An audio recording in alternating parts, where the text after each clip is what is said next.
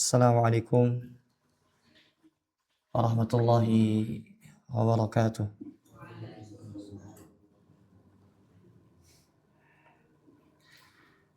Alhamdulillahi wa kafa. Wassalatu wassalamu ala nabiyil mustafa wa ala alihi wa ashabihi ahli sidqi wal wafa. Allahumma inna nas'aluka ilman nafi'an wa rizqan thayyiban wa amalan mutaqabbalan. Allahumma anfa'na bima 'allamtana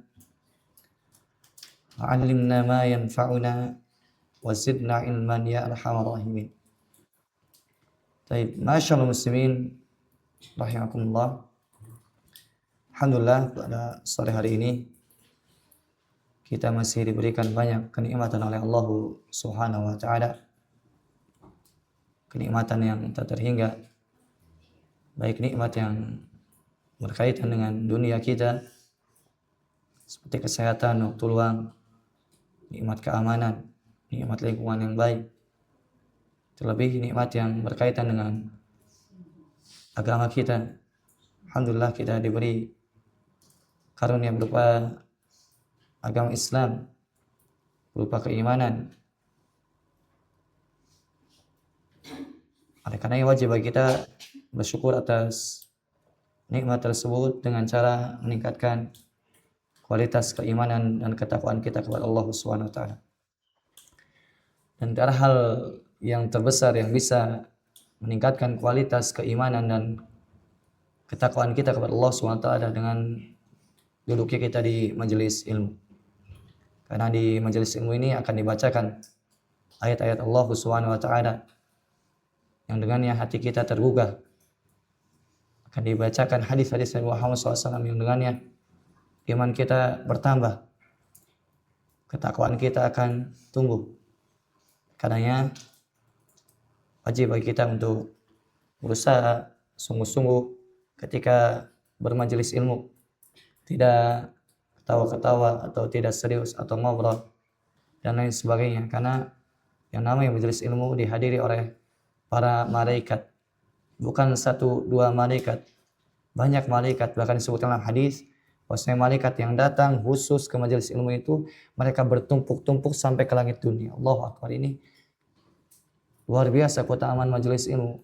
Malaikat saja memuliakannya, bahkan mereka mempunyai sayapnya tidak digunakan terlebih dahulu, mereka kepakan sayapnya sebagai bentuk pemuliaan kepada penuntut ilmu dan majelis ilmu. Karena ketika bermajelis ilmu serius, perhatikan, mencatat, pahami, kemudian nanti amalkan. Karena ini akan membuat iman kita terus bertambah dan akan membuahkan ketakwaan insyaallah taala. Baik, masyaallah muslimin azanillahu iyyakum. Pada sore hari ini kita lanjutkan kajian kitab kita, itu masih terkait faidah-faidah yang disampaikan oleh Syekh bin Baz rahimallahu taala yang berkaitan dengan bulan Ramadan, yang mana hari ini yang merupakan hari ke-18 dari bulan Ramadan, pembahasannya terkait tafsir suratil Fatihah, yaitu tafsir surat Al-Fatihah. Wa hukmu qiraatiha fi shalah, dan hukum membacanya di dalam salat. Baik, jadi ada dua pembahasan besar. Yang pertama terkait tafsir surat Al-Fatihah, yang kedua terkait hukum membacanya di dalam salat. Tafsir secara bahasa yaitu al-kashfu anil mughatta, yang menyingkap sesuatu yang tertutup, asalnya tertutup, terbuka. Ini secara bahasa. Adapun secara istilah, maka tafsir adalah bayanu ma'anil Quran, yaitu menjelaskan makna-makna Al-Quran. Kalau misalkan kita dengar tafsir Al-Quran, berarti langsung terpikir dalam benak kita tafsir Al-Quran berarti menafsirkan Al-Quran, berarti menjelaskan makna Al-Quran.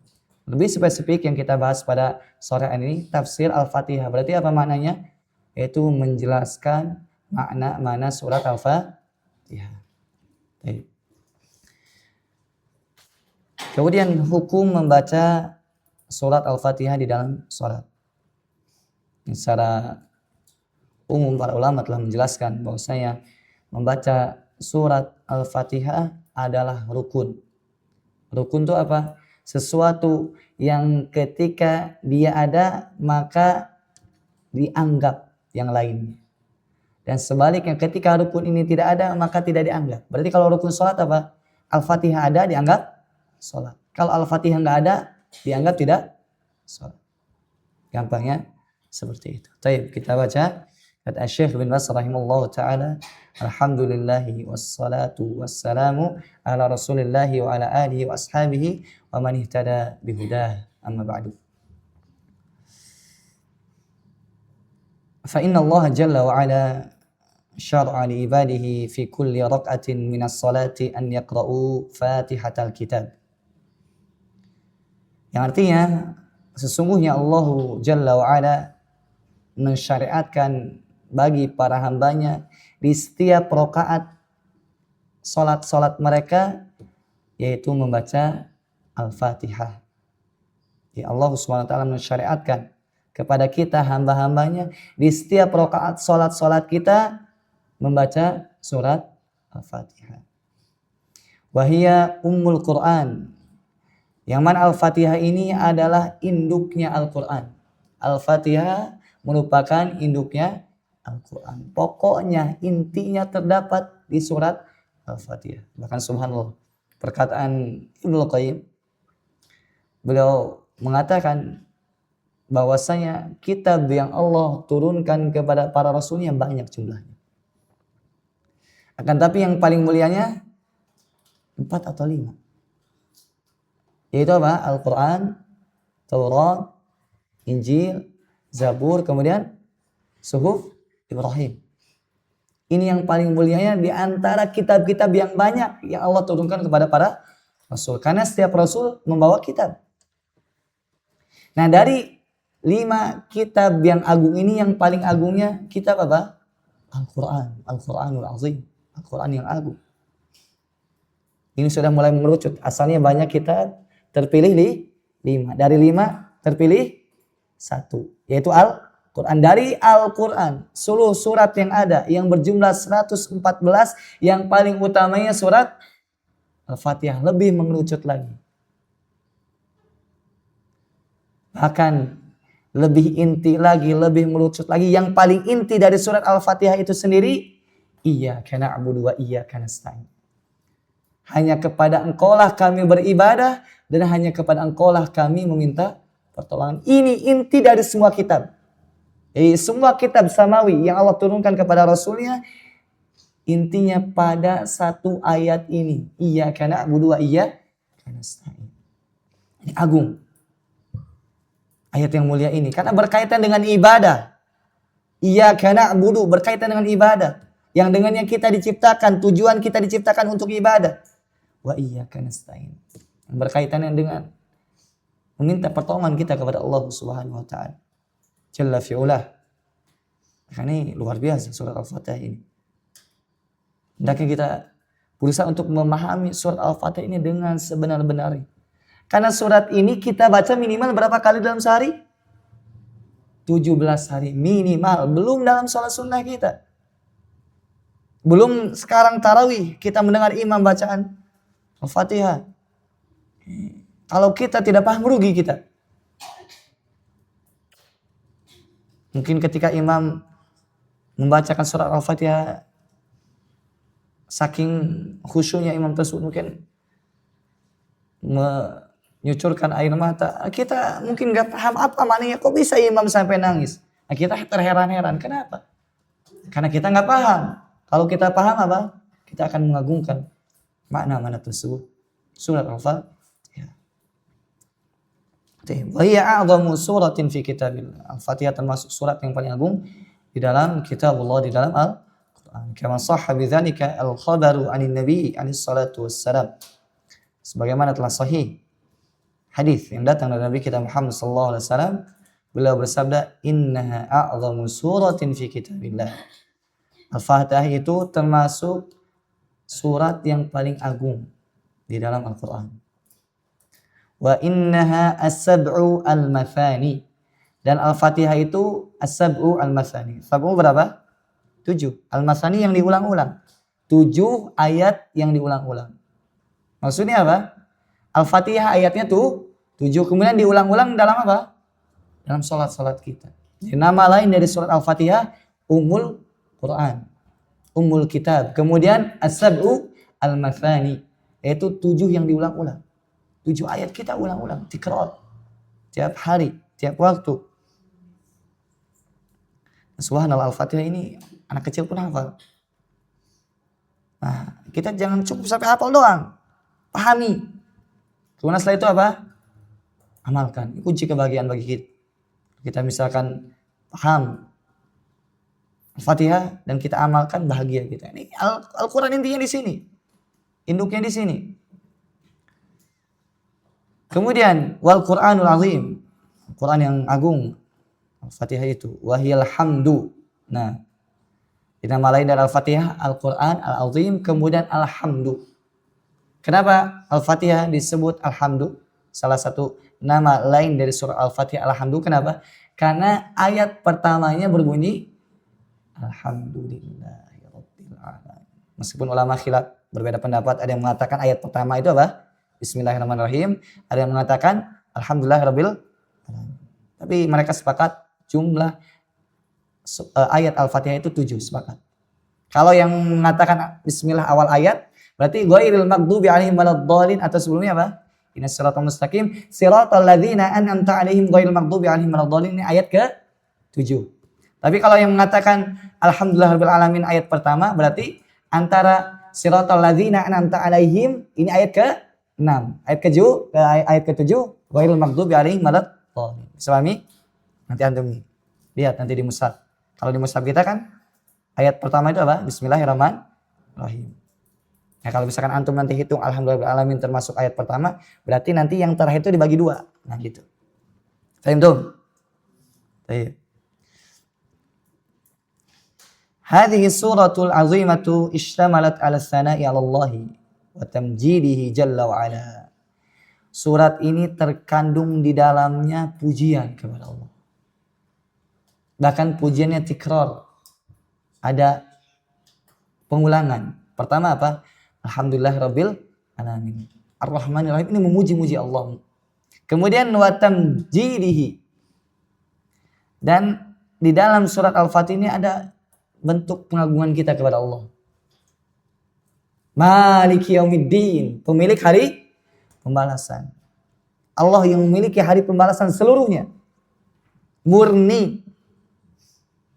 Al-mulku yawma idzin lillah. Pada hari itu apa? Kerajaan seluruhnya milik Allah. Raja-raja dunia nggak bisa berkuasa pada saat itu. Murni milik Allah. Jadi jangan bertanya, Ustaz, di dalam surah Al-Fatihah Allah mengatakan Allah pemilik hari pembalasan. Kalau di dunia ini emang Allah bukan pemilik, bukan raja. Jawabannya di dunia ini Allah pemilik dan raja. Akan tapi di dunia ini masih ada raja-raja dunia yang mereka masih bisa memberikan pengaruh. Adapun di akhirat maka itu semua tidak ada. Murni milik Allah. Masya Allah muslimin rahimakumullah. Di dalam surah Al-Fatihah juga ada wabayan annahu subhanahu wa huwal mustahiqu li an yu'bada wa an yusta'ana bihi. Dan di dalam surah Al-Fatihah ini juga dijelaskan bahwasanya Allah adalah zat yang berhak untuk diibadahi. Allah adalah zat yang berhak untuk disembah. Meminta pertolongan hanya kepada Dia. Itu ayat apa?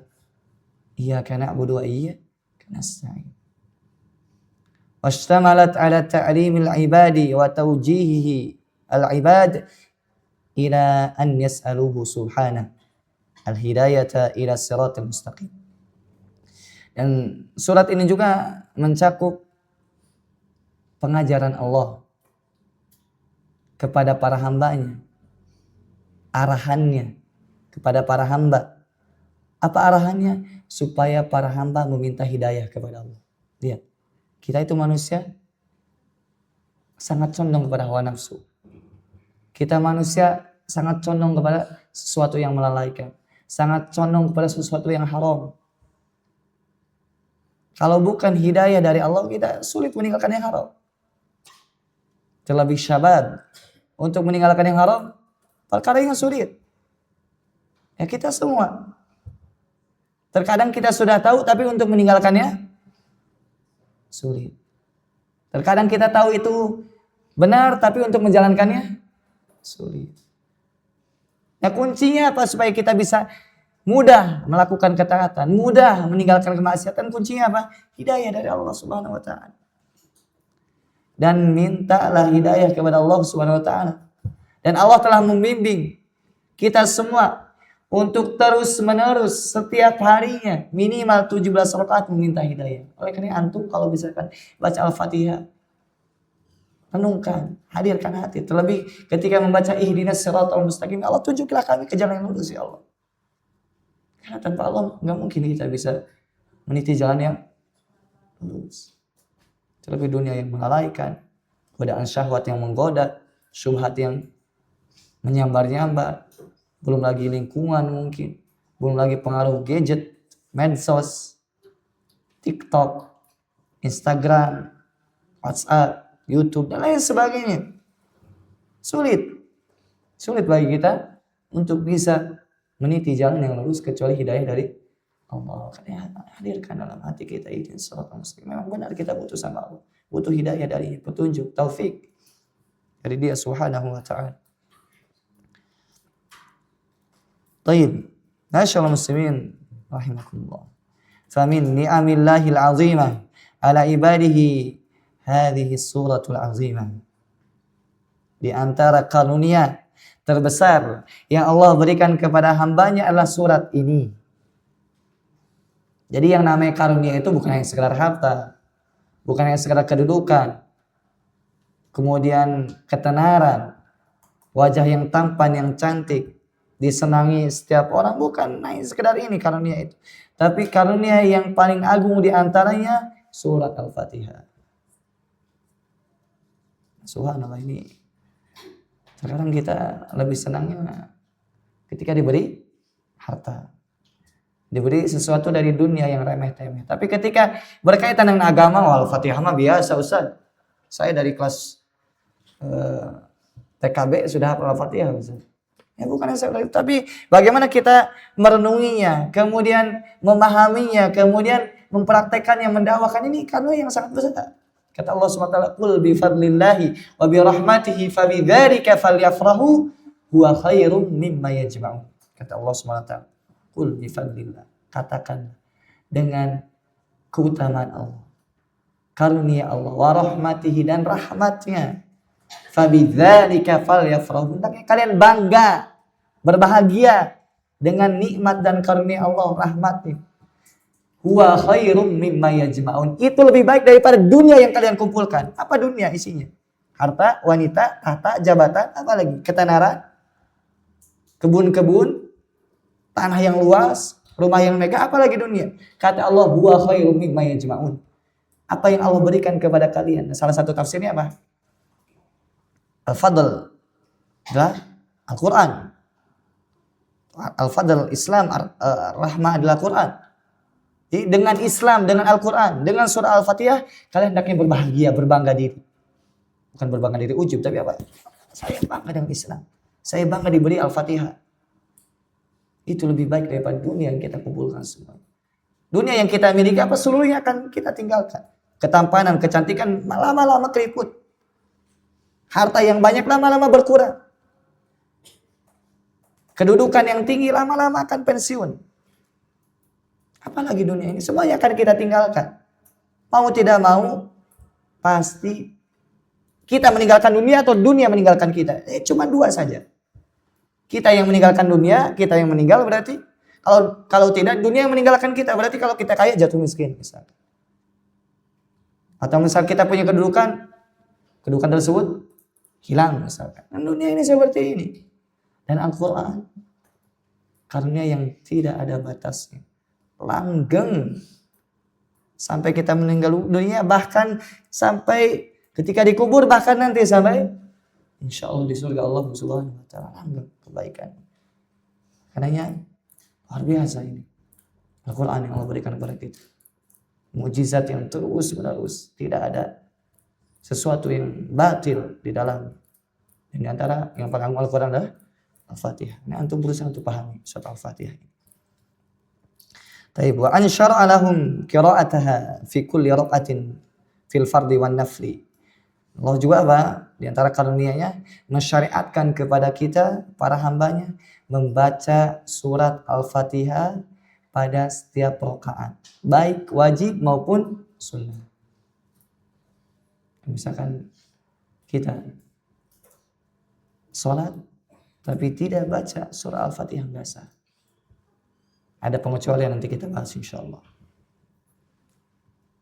Secara umum apa nggak sah?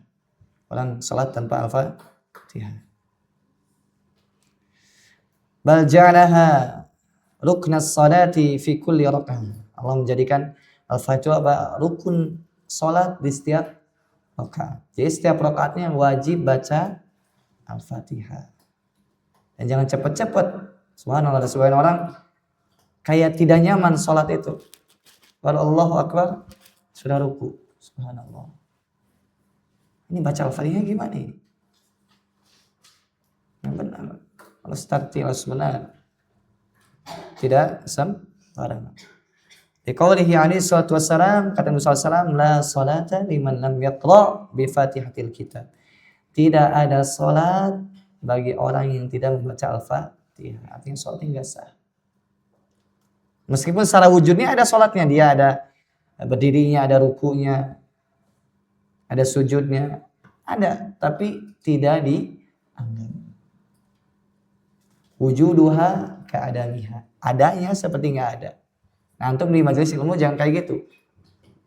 Adanya antum di majelis ilmu seperti tidak ada. Gimana itu? Jasad antum ada di majelis ilmu, tapi rumah antum jalan-jalan fitorik ke sana, di jalan. Ya, jangan seperti itu. Hadirkan jasad dan hati kita, ruh kita, pikiran kita di jasad. Jangan mikirin gorengan, nanti ada gorengan atau apalagi kurma. Ya. Fokus dulu. Fokus dulu bermajelis. Majelis yang agung ini, majelis yang mulia. Baik. Wa qala alaihi salatu wassalam li ashabihi la'allakum taqra'una khalfa imamikum. Kita musasan. Kalian membaca sesuatu dari Al-Qur'an di belakang imam kalian? Kata para sahabat, qalu na'am. Ya, ya Rasulullah. Qal la taf'alu. Jangan engkau lakukan itu. Kalau imam sedang baca, jangan ikut baca. Jangan.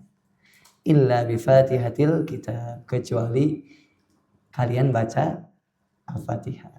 Ini dalil para ulama yang mewajibkan bagi makmum tetap baca Al-Fatihah meskipun imamnya baca.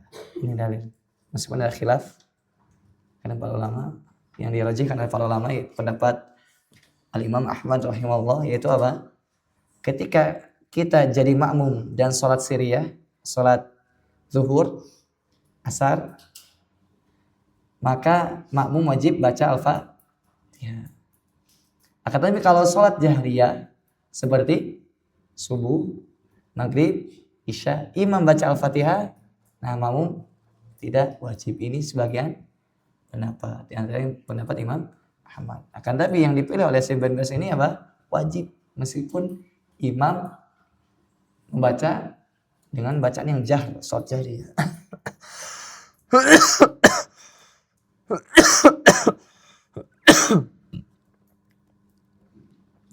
Fa innahu la salata liman lam yaqra biha. Karena tidak ada salat, tidak dianggap salatnya orang yang tidak baca Al-Fatihah. Baik. Fal wajibu ala kulli musallin an yaqra'a biha fi kulli rak'atin fil fardhi wan nafli. Maka wajib bagi orang yang salat membaca Al-Fatihah di setiap rakaatnya, baik yang wajib maupun yang sunnah. Ammal ma'mumu fa'alaihi an yaqra'a biha fi salatihi khalfa imamihi. Adapun makmum tetap baca di belakang imam, kata beliau. Falau jahila aw nasiya aw jaa wal imamu raki'un saqatat anhu. Nih.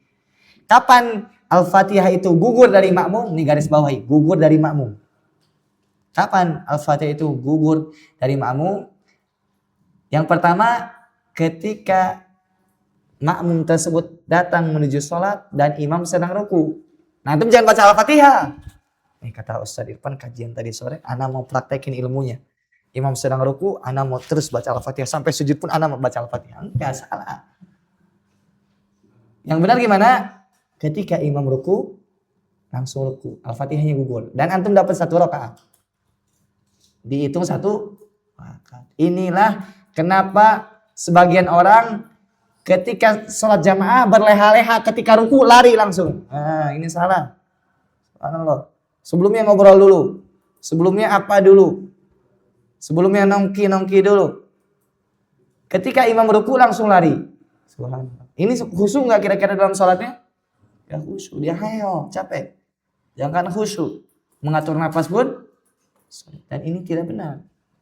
Jadi bukan jadikan alasan ya. Berarti kalau saya dapat ruku bersama imam 1 rakaat nanti saya menunggu ruku aja baru biar lebih simpel, lebih cepat. Subhanallah. Enggak seperti itu ibadah. Tapi apa? Udah takbiratul ihram bersama imam. Bahkan sebagian salaf itu apa? 40 tahun tidak pernah takbiratul ihram kecuali dengan imam. Subhanallah. Jadi 40 tahun dengan imam takbiratul ihramnya. Kita berapa tahun? Baru 1 hari takbiratul ihram. Hari ketiganya masbuk lagi. Subhanallah. Musibah. Pakai so'in musibah atau pakai shin, Ini jangan sampai seperti itu. Usahakan takbiratul bersama. Yang bahkan yang lebih menakjubkan apa? Sebagian salaf itu mereka tidaklah muadzin mengumandangkan hayya 'alas shalah kecuali 50 tahun atau 40 tahun sudah di masjid. Allahu Akbar. Ini salaf. Kita yang ngaku manhaj salaf, ittiba'us salaf, mengikuti salaf di atas manhaj salaf, tapi terkadang sholatnya lagi adzan kan baru adzan Ustaz. Udah beres adzan kan baru selesai adzan Ustaz. Sebentar lagi qomat kan belum qomat Ustaz. Pas sudah qomat santai Ustaz nanti ruku. Subhanallah. Gimana ini? Ya bisa seperti itu. Udah adzan udah tinggalkan semuanya. Bahkan Nabi SAW itu apa disebutkan hadis, beliau itu biasa melakukan kerjaan di rumahnya. Tapi kalau udah adzan, tinggalkan sudah. Ini contoh dari Nabi kita Muhammad SAW, contoh para salaf. Jangan berleha, kalau ulah adzan sudah tinggalkan semuanya. Baik. Masyaallah muslimin, azzani Allah wa iyyakum. Kata beliau, jadi imam darinya itu gugur bacaan surah Al-Fatihah ketika mendapati, atau makmum gugur darinya bacaan surah Al-Fatihah ketika mendapati imam sedang ruku. Atau jahila, atau bodoh dia, nggak tahu. Au nasiya, atau dia lupa. Jadi makmumnya bodoh atau lupa. Maka ini apa? Ditanggung oleh imam. Ini ditanggung oleh imam Al-Fatihahnya. Berarti 3 kondisi ya. Pertama apa? Sedang ruku imamnya, makmumnya dapat di ruku. Kedua, makmumnya bodoh, nggak tahu. Yang ketiga, makmumnya lupa. Nah, adapun antum kalau sholat sendiri, maka mau bodoh mau lupa nggak harus baca Al-Fatihah. Ya kalau misalkan antum nih sholat sendiri, munfarid, kemudian antum lupa baca surat Al-Fatihah, harus diulang. Gimana ulangnya Ustaz? Contoh misalkan ini, antum rakaat pertama sholat sunnah misalkan, atau sholat zuhur misalkan antum ketinggalan, atau antum lagi safar, antum sendiri misalkan. Rakaat pertama sholat zuhur antum lupa baca Al-Fatihah. Kemudian antum sudah sujud, ini ingat-ingat saya belum baca surat Al-Fatihah. Gimana? Selesaikan dulu sujudnya. Diselesaikan 1 rakaat, tapi tidak dianggap 1 rakaat. Paham? Paham tidak? Jadi antum selesaikan dulu 1 rakaat, kemudian bangkit rakaat ke-2, tapi rakaat kedua ini tidak dianggap, yang dianggapnya baru 1. Berarti kalau misalkan lupa sholat zuhur, berarti secara zahir antum gerakannya 5 rakaat. Tapi yang dianggap cuma 4. Kenapa? Di rakaat pertamanya antum gak baca surat Al-Fatihah. Ya, bisa pahami? Meskipun antum lupa. Karena yang namanya rukun itu apa? Tidak gugur hanya karena lupa. Yang namanya rukun itu tidak gugur hanya karena lupa. Misalkan antum haji. Salah satu rukun terbesar apa? Wukuf di Arafah. Antum lupa nggak wukuf. Ya nggak gugur, nggak sah. Kapan lagi? Tahun depan. Karena wukuf itu ada waktunya, terbatas. Jika misalkan memang waktunya sudah terbatas dan sudah lewat. Kalau masih ada waktu tentunya datangi Arafah. Allah dan bisa pahami? Seperti itu. Adapun makmum, kenapa rukun itu bisa gugur? Karena ditanggung oleh imam, itu alasannya. Idza ja'a wal imam raki'un wa dakhala fi raqati ajza'athu. Jika dia datang dan imam sedang ruku, maka dia langsung masuk saja. Itu sudah mencukupi dia. Wa saqata anhu wujubu qira'atiha, dan gugur darinya kewajiban baca Al-Fatihah. Li'annahu lam yahdurha, karena dia tidak hadir di situ. Wa hakadza law kana al-ma'mumu jahilan aw nasiya al-Fatihati. Begitupun kalau makmumnya bodoh atau makmumnya lupa. Tapi Ustaz, kalau misalkan ada siapa mu'alaf misalnya Ustaz, dia mau masuk Islam Ustaz, misalkan jam 12 masuk Islam, dia ikrar syahadatain, kemudian dia setelah itu mandi masuk Islam, kemudian setelah itu adzan dikumandangkan, qomat dikumandangkan, wajib salat enggak? Wajib, tapi belum ini Ustaz, belum belum hafal surat Al-Fatihah. Gimana caranya? Ya nggak baca surat Al-Fatihah. Terlebih misalkan masuknya jam 12 zuhur, sir bacaannya. Jadi gimana bacaannya? Subhanallah, alhamdulillah, wala ilaha illallah, Allahu akbar. Di setiap rakaat kayak gitu. Gimana? Jadi pas berdiri bacaannya itu, pas ruku bacaannya itu, pas i'tidal bacaannya itu, pas sujud bacaannya terus.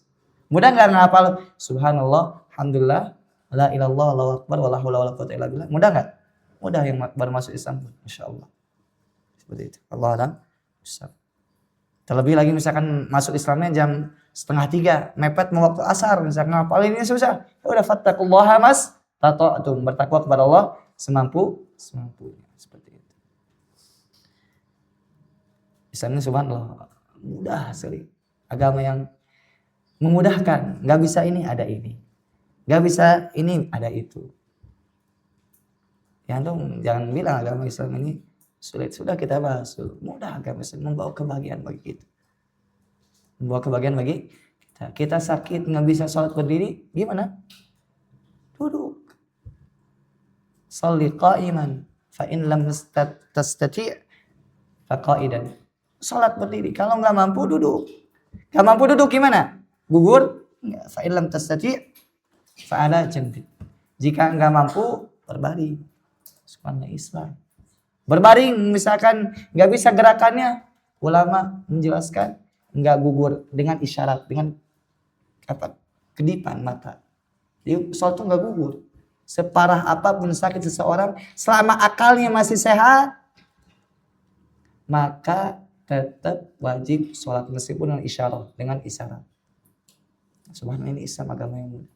Yang tuh jangan, ya saya terkekang dengan Islam, subhanallah. Saya ingin free, ingin bebas, subhanallah.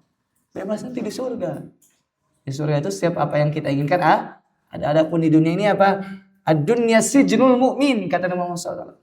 Dunia ini apa? Penjara orang-orang beriman. Kita itu seolah-olah di penjara, terkekang, diatur. Tapi penjaranya nikmat. Penjara yang memberikan kenyamanan kepada hati kita, yang menghilangkan kegalauan, kegundahan, kesepian, apalagi dengan Islam, dengan mempraktekannya. Adapun apa? Dunia ini wajannatul kafir. Dunia ini surga bagi orang-orang kafir.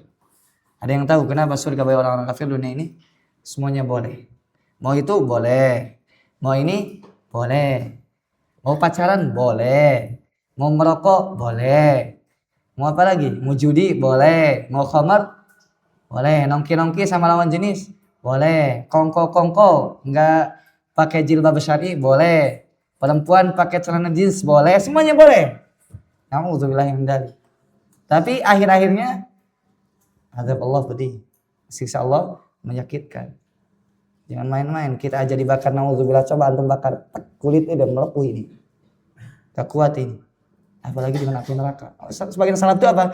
Mereka merenungnya dipraktekkan langsung. Mereka ada lilin langsung dicel. Bukan dicel apa? Ditempelin ke lilin itu. Dia merenung. Engkau ini panas sedikit aja gak kuat. Apalagi api neraka. Antum kalau mau maksiat kayak gitu. Saya mau chat sama Ahmad nih. Apa kabar nih ukhti, udah salat belum? Puasa hari ini gimana, lancar? Subhanallah. Antum tuh masukin tangan antum ke api ya. Alhamdulillah indah. Ngeri. Sudah. Ukhti-ukhti ya. Ukhti-ukhti fillah tinggalkan semua. Akhi-akhi fillah gitu. Sudah tinggalkan semua, enggak usah main-main perempuan. Nanti ada waktunya. Perempuan itu bukan untuk dimainin, kayak boneka dimainin. Perempuan laki-laki bukan untuk jadi aktor yang kayak wayang digerak-gerakin, enggak. Perempuan itu mulia, dan perempuan yang mulia itu, yang anggun itu jangan mau dimainin, dan jangan mau jual murah. Chat ikhwan misalkan, subhanallah. Akhwat itu wibawa, dia punya rasa malu, jangan kayak gitu. Jangan kayak gitu. Gimana? Tahan diri, kalem, keep kalem kalau bahasa gaulnya ya. Ya seperti itu. Ini apa? Enggak benar kalau seperti itu. Masya Allah muslimin rahimakumullah. Ya kalau misalnya kita merenungi surah Al-Fatihah ini luar biasa. Terkandung makna-makna yang dalam di dalam surat ini. Bahkan disebut dalam hadis apa? Al-Fatihah ini jadi ada komunikasi antara hamba dengan Allah Rabbul Alamin. Kata Nabi SAW, yaqulullahu, Allah berfirman, qasamtus salata baini wa baina abdi nisfain. Aku membagi salat antara aku dan hambaku jadi dua bagian. Subhanallah. Ini kalau kita hadirkan sedang baca Al-Fatihah, terasa khusyuk. Hati kita hadir. Kenapa? Kita sedang berkomunikasi langsung dengan Allah Rabbul Alamin. Pencipta seluruh alam, pengatur seluruh alam, pemberi rezeki seluruh alam. Yang di tangannya segala kebaikan. Yang dialah yang mampu menyingkirkan segala keburukan. Nah, kita sedang berkomunikasi dengan dia subhanahu wa ta'ala. Kata Allah apa? Aku bagi sholat antara aku dengan hambaku dua bagian. Maksud sholat sini apa? Al-Fatihah. Wali abdi mas'al. Bagi hambaku itu apa-apa yang dia minta. Fa'idha qala al-abdu, ketika hambaku berkata alhamdulillahi rabbil alamin, segala puji bagi Allah Rabb semesta alam. Ini kalau kita baca gini, kata Allah subhanahu wa ta'ala, qala Allah ta'ala hamidani abdi, hambaku memujiku. Subhanallah. Kalau kita baca alhamdulillah hadiri, kita komunikasi dengan Allah langsung, kata Allah apa? Hambaku memujiku. Apakah cukup? Enggak. Ketika seorang hamba berkata Ar-Rahmanir Rahim, Allah yang Maha Pengasih lagi Maha Penyayang. Kata Allah apa? Qala Allah Ta'ala afna alayya abdi, hambaku menyanjungku. Ya. Kita komunikasi langsung dengan Allah Rabbul Alamin. Kemudian wa idza qala maliki yaumiddin, jika hambaku berkata maliki yaumiddin, pemilik hari pembalasan, qala majjadani abdi, hambaku mengagungkanku. Wa idza qala, atau kata Rasulullah SAW, li anna tamjida, kata Syekh bin Baz menjelaskan, huwa tikrarus sana wa tawsi' fi sana. Karena yang namanya majid itu apa? Tikrar as-sana, dia itu pengulangan dalam memuji. Kemudian lebih luas lagi dalam memuji. Fa idza qala iyyaka na'budu wa iyyaka nasta'in. Ketika kita mengatakan iyyaka na'budu wa iyyaka nasta'in, kata Allah Subhanahu wa taala, hadza baini wa baina abdi wa li abdi mas'al. Ini antara aku dan hambaku. Dan bagi hambaku yang dia minta. Silakan, apa yang kita minta? Ihdinas siratal mustaqim, ini yang kita minta.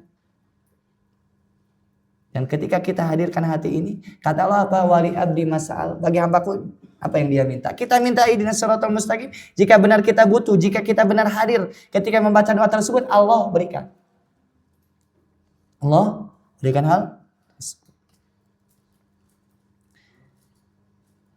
Kemudian idza qala ihdinas siratal mustaqim siratal ladzina an'amta 'alaihim ghairil maghdubi 'alaihim waladdallin qala hadza li 'abdi wa li 'abdi ma sa'al. Jika kita mengatakan tunjukilah kami jalan lurus, jalan orang-orang yang telah Engkau beri nikmat, bukan orang-orang yang Engkau murkai atas mereka, bukan juga jalan orang yang sesat. Kata Allah apa? Hadza li 'abdi wa li 'abdi ma sa'al. Ini bagi hambaku, dan untuk hambaku apa yang dia minta. Ini yang kita minta.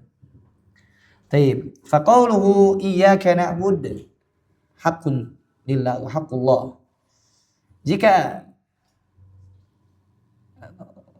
penafsiran iyyaka na'bud hanya kepada Engkau lah kami beribadah, ini apa? Haqqun lillah wa haqqullah. Ini hak Allah. Fa inna haqqallahi 'ala ibadihi an ya'budu. Karena hak Allah yang mesti ditunaikan seorang hamba adalah beribadah hanya kepada Allah SWT. Fal ma'na nuwahhiduka bidu'aina. Maksudnya apa? Kami mentauhidkan Engkau ya Allah dengan doa-doa kami. Kami beribadah kepada Engkau dengan doa-doa kami. Jadi enggak boleh kita berdoa kepada selain Allah. Kepada pemilik misalkan ada penjaga pohon keramat, atau kepada pohon keramat, atau kepada penjaga lautan, enggak, atau kepada wali yang sudah meninggal dunia, enggak. Berdoanya kepada Allah langsung saja. Jangan pakai perantara. Jangan dikiaskan. Ini saya banyak dosa, ini berlumuran dosa.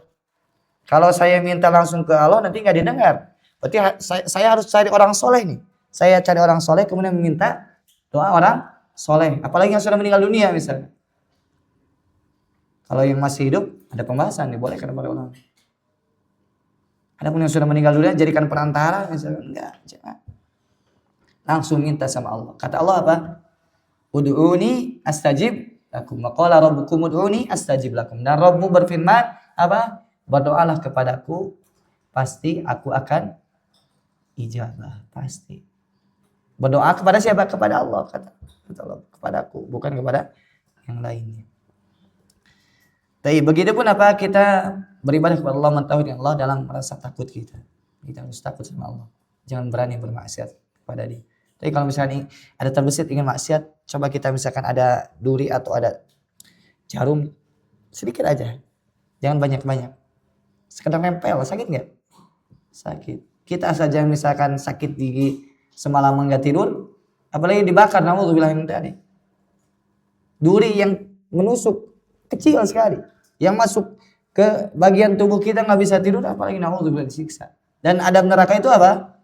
Bukan main-main. Setelah kita disiksa, naudzubillah min dzalik, Allah menunggu kita. Ketika seorang disiksa misalkan dengan adab api neraka, kemudian hancur tubuhnya, apakah beres? Enggak, dibangkitkan lagi terus seperti itu. Jika orang kafir selamanya, jika orang beriman, dia disiksa sesuai dengan dosanya jika Allah tidak mengampuni. Semoga Allah mengampuni kita semua. Begitupun rajaina, harapan kami, harapan kita kepada Allah Subhanahu wa taala berikan.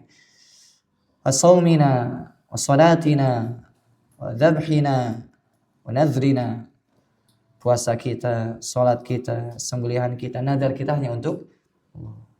Qul inna salati wa nusuki wa mahyaya wa mamati lillahi rabbil. Katakan sesungguhnya salat, sembelihanku, hidup dan matiku untuk siapa? Untuk Allah, bukan untukmu. Saya rela sehidup semati denganmu. Bullshit, Ustaz. Kadzdzab. Sehidup semati. Sampai seolah-olah kalau jauh dari dia nggak bisa, Ustaz. Subhanallah. Jauh dari dia nggak bisa. Jauh dari Allah nggak bisa. Jauh dari dia siapa dia? Kalau dia domirnya kepada Allah, betul. Kalau dia domirnya ke hak, ini bahaya. Kalau ikhwan, kalau akhwat domirnya ke hu, bahaya. Makhluk. Iya. Masyaallah muslimin rahimakumullah. Ghairi hadza minal ibadati kullun lillah wahdahu. Dan seluruh ibadat semuanya hanya untuk Allah Subhanahu wa taala. Seluruh ibadah. Dan di antara bentuk peribadatan yang paling tinggi apa? Tunduk dan patuhnya kita kepada Allah. Bahkan makna ibadah itu sendiri apa? Ghayatul hub ma'a ghayatil dhul. Yaitu puncak kecintaan bersama puncak kehinaan. Kita berikan kepada siapa? Kepada Allah. Jangan sampai kita cinta sama Allah kemudian seimbang cintanya dengan selain Allah, apalagi lebih. Ya. Jangan seperti itu. Cinta kita berikan hanya untuk Allah murni. Adapun cinta kita kepada istri kita yang halal, anak kita, itu apa? Cinta fillah. Karena Allah, di jalan Allah. Tapi kalau yang halal yang haram bisa jadi halal enggak? Kata Ustaz, berarti kalau kita cintanya karena Allah boleh. Berarti apa? Aku cinta ukhti fillah, kadzab anta. Dusta. Enggak seperti itu. Itu haram. Yang haram itu tidak bisa berubah jadi halal. Kecuali lagi darurat. Apa contohnya? Daging khinzir, babi. Itu boleh ketika darurat. Antum di hutan misalkan nggak ada apa-apa kecuali khinzir, kecuali babi, boleh disembelih. Dan secukupnya, jangan sampai sambil kenyang, kemerkaan, kemudian dibekal lagi dibungkus. Ini nggak benar. Hanya darurat. Oh, Ustaz, anak juga ke ukti darurat. Darurat gimana antum? Nggak ada darurat bagi antum. Darurat tuh nikah nanti, ya. Syabab ini Allah musta'an. Allah fikna ya Rabb. Semoga Allah beri taufik kita. Taib. Wa iyyaka nasta'in. Dan hanya kepada Engkau kami minta pertolongan. Haqqun lil abdi. Ini hak bagi hamba. Ini yang Allah berikan kepada kita. Para hambanya itu apa? Meminta atau memberikan pertolongan. Kita meminta kepada Allah pertolongan, Allah akan berikan pertolongan. Ya subhanallah. Faidah yang agung yang disebutkan oleh Ibnu Qayyim rahimahullah. Kenapa Allah menyebutkan antara peribadatan dengan meminta pertolongan? Ada yang tahu? Karena yang namanya peribadatan itu tidak mungkin bisa terwujud tanpa pertolongan dari Allah. Subhanallah. Kita nggak mungkin bisa sholat. Kita nggak mungkin bisa ninggalkan dia karena Allah, kecuali pertolongan dari Allah. Semuanya karena Allah Subhanahu Wa Taala. Allah yang berikan kemudahan untuk kita bisa menjalankan peribadatan. Oleh karena kalau misalnya kita mulai futur, mulai malas, mulai sesuatu yang tidak nyaman dengan ibadah, berdoa sama Allah. Supaya Allah mudahkan kita untuk ibadah istiqamah dan ridho terhadap ketentuan, keputusan Allah baik secara syar'i maupun kauni. Taib. Selanjutnya, kata beliau, an yasta'ina billahi fi kulli syai', meminta pertolongan kepada Allah dalam setiap perkara. Jadi setiap perkara, bukan yang sekedar ibadah saja. Tentu ibadah yang paling inti, tapi masalah dunia pun apa? Minta pertolongan kepada Allah. Kita kalau keluar rumah, misalkan mau usaha, mau dagang, mau aktivitas dunia, apa kita baca? Bismillahi tawakkaltu 'ala Allah, la haula wala quwwata illa billah. Kembali kepada Allah Subhanahu wa taala. Nasta'ina bihi wahdahu fala yajuzu an yud'a ma'allahi subhanahu ilahun akhar la nabiyya wa la ghairahu. Kita murnikan meminta pertolongan kita hanya kepada Allah, tidak boleh kepada selainnya, meskipun Nabi, enggak boleh. Ini kan Nabi mulia, Ustaz. Kan kedudukannya tinggi. Kita boleh berdoa kepada beliau. Boleh meminta pertolongan kepada beliau. Enggak. Berdoa kepada Allah. Begitupun selainnya dari para malaikat. Wahai malaikat Jibril, berilah saya ini, misalkan alhamdulillah, enggak boleh. Wahai Nabi Muhammad, misalkan berikan saya istri, engkau minta Nabi Muhammad, minta sama Allah. Minta kepada Allah Subhanahu wa taala. Sebagaimana ada hadis yang disebutkan Nabi SAW menasihati Ibnu Abbas. Ibnu Abbas lagi kecil, mungkin umurnya 7 tahunan kurang lebih. Kata Nabi SAW apa? Idza sa'alta fas'alil lah. Wa idza sta'anta fasta'in bil lah. Jika engkau minta kepada Allah. Dan jika engkau meminta perlindungan, jika engkau meminta kepada Allah, meminta pertolongan, minta sama Allah. Apapun yang antum inginkan, minta sama Allah. Fal abdu fi ghayatil faqri wal hajati ila Allah. Hamba itu sangat butuh kepada Allah SWT, sangat fakir. Fa alaihi an yasta'ina bi rabbih fi kulli syai'in wa alaihi an yas'alahu hajatahu. Oleh karena yang wajib bagi seorang hamba untuk meminta pertolongan kepada Allah dalam setiap perkara dan minta hajat-hajatnya kepada Allah. Antum ingin apa? Minta sama Allah. Ingin dunia, minta sama Allah. Ingin akhirat, ingin agama, minta sama Jangan sama yang lain. Kalau sama makhluk kecewa antum. Kalau antum bersama sama makhluk kecewa. Kalau sama Allah nggak mungkin kecewa. Allah pasti kasihkan yang terbaik. Dengan syarat apa? Lapang dada. Jangan antum berprasangka baik, berprasangka buruk sama Allah. Saya sudah sholat Ustaz, saya sudah sholat sunnah, sudah tahajud, sudah duha, tapi hidup saya kira-kira gini-gini aja, hartanya segini, gajinya nggak naik-naik misalkan, atau misalkan nggak, berarti ini ya antum kaitkan ini dengan duniawi. Antum coba kaitkan dengan hati antum lebih tentram, lebih nyaman, lebih fine saja misalkan.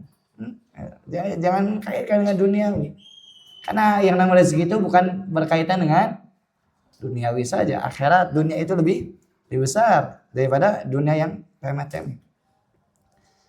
Masyaallah muslimin rahimakumullah. Kemudian kita ringkas, ihdinas siratal mustaqim siratal ladzina an'amta 'alaihim ghairil maghdubi 'alaihim waladdallin. Tunjukilah kami ke jalan yang lurus, itu jalan orang-orang yang telah engkau beri nikmat, bukan jalan orang yang engkau murkai, bukan juga jalan orang yang sesat. Itu mana ringkas ya.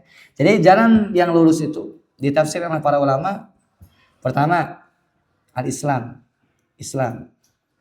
Dan kedua, Al-Quran. Yang ketiga, As-Sunnah. Yang keempat, Abu Bakar dan Umar. Bertentangan enggak? Enggak bertentangan. Ini ikhtilaf tanawwu'. Ini ada perbedaan tapi enggak bertentangan. Kenapa? Islam sumbernya Al-Quran dan Sunnah. Al-Quran dan Sunnah pemahaman siapa yang kita pakai? Abu Bakar, Umar, para sahabat. Jadi jalan lurus itu apa? Jalannya Nabi SAW, jalannya Abu Bakar, jalannya Umar, jalannya para sahabat. Bahkan di ayat lain di surah An-Nisa disebutkan jalan yang lurus itu apa? Wa may yuti'illaha war rasul fa ulaika ma'al ladzina an'ama Allahu 'alaihim minan nabiyyina was-siddiqina wasyuhada'i was-shalihin. Jadi orang yang taat sama Allah, taat sama Rasul, mereka itu bersama orang yang telah Allah beri nikmat. Ini berarti orang yang telah Allah beri nikmat, mereka di atas jalan lurus. Siapa? An-nabiyyin, para nabi. Kemudian siddiqin, orang-orang jujur keimanannya. Nabiyyin, nabi kita di antaranya. Siddiqin di antaranya Abu Bakar. Wasyuhada, orang yang mati syahid di antaranya Umar. Umar mati syahid ditusuk lagi sholat subuh sama apa? Abu Lu'lu al-Majus. Dedengkotnya Syiah ini. La'natullah alaihi. Syiah Rafidhah. Semoga menghancurkan mereka. As-salihin, dan orang-orang saleh di antaranya siapa? Para sahabat. Ya udah, jalan lurus itu ikuti manhaj salaf. Ikuti, tapi bukan yang sekadar klaim ya, tentunya bukan yang sekadar klaim. Karena kalau klaim mah gampang, tapi bagaimana kita tatbik, praktek hal tersebut. Tapi terakhir, tambahan waktu, injury time 2 menit. Taib, jalan yang lurus juga ini penting juga. Main bola aja injury time, masa kita nggak ada injury time yang lebih penting. Taib, jalan yang lurus itu apa? Yaitu bukan jalan orang yang dimurkai. Siapa yang dimurkai? Di antaranya Yahudi. Mereka berilmu, tidak beramal. Bukan juga jalan orang sesat, di antaranya Nasrani. Mereka beramal tanpa ilmu. Mereka mengadakan kerahiban, enggak nikah. Enggak nikah gitu mereka. Ketika ditanya, pendetanya enggak nikah. Marah. Jangan tanya pendeta. Disucikan pendeta itu dari anak dan istri. Tapi mereka tidak mensucikan Allah dari anak dan istri. Subhanallah. Orang Nasrani mensucikan para pendeta, mereka tidak nikah, tidak punya anak, tidak punya istri, tapi menisbahkan diri kepada Allah. Allah punya anak, punya istri. Subhanallah. Ini ada kisah terkait ini, cuman waktunya nggak cukup. Jadi jalan lurus berarti apa? Jalan yang menggabungkan antara ilmu dan amal. Bukan hanya sekedar berilmu tanpa amal, ini jalan orang dimurkai. Bukan juga jalan yang beramal tanpa ilmu, ini jalan orang sesat. Tapi apa? Menggabungkan antara ilmu dan amal. Oleh karenanya, jika kita tahu itu kebaikan, jangan sampai kita tidak lakukan. Karena ini melenceng dari jalan yang lurus. Begitupun jangan sampai kita tahu itu yang haram, tapi kita masih lakukan, itu melenceng dari jalan yang lurus. Sudah ajeg ayem istiqomah di jalan yang lurus. Gimana caranya? Berdoa sama Allah, minta supaya beri taufik. Kemudian jika terjatuh, balik lagi. Terus lurus, jatuh, balik terus seperti itu. Karena orang misalkan jika dia memang konsisten, berusaha untuk konsisten, Allah akan berikan dia keistiqomahan. Insyaallah taala. Man jada wajada. Siapa yang sungguh-sungguh dia akan mendapatkan. Walladzina jahadu fina lanahdiyannahum subulana wa innallaha la'al muhsinin. Barang siapa yang memang dia sungguh-sungguh mengerahkan untuk menempuh jalan Allah, ingin Allah, Allah berikan kemudahan. Allah bukakan jalannya. Wallahu a'lam bishawab. Pas 2 menit ya. Subhanakallahumma bihamdika asyhadu an la ilaha illa anta astaghfiruka wa atubu ilaik. Assalamualaikum warahmatullahi wabarakatuh.